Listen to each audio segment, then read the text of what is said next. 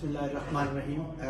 कुछ दिन पहले फवाद डबू ने एक तरीके लबई पाकिस्तान के बारे में बात की कि हर रक्शे के पीछे इलामा खादिम हुसैन रिजवी साहब का फ्लेक्स लगा हुआ लाहौर की हर गली मोहल्ले में।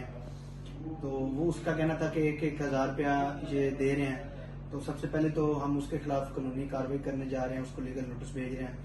उसके बाद अगर इसके हजार रुपया हम दे के फ्लैक्स लगवा रहे हैं तो आप ऐसे करो, आप 2,000 2500 रुपया दो, 3,000 दो, आपके भी फ्लैक्स लग जाए।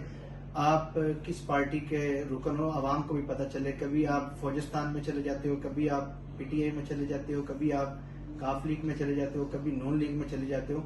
आपका अपना दीन मजहब तो है नहीं, आपकी अपनी तो फैन फॉलोइंग है नहीं। अगर रिक्शे वाले, गरीब मजदूर, अवाम जो है वो तहरीक लबैक को चाहती है तो उन्होंने वो फ्लैक्स फ्री ऑफ कॉस्ट लगाए हुए हैं।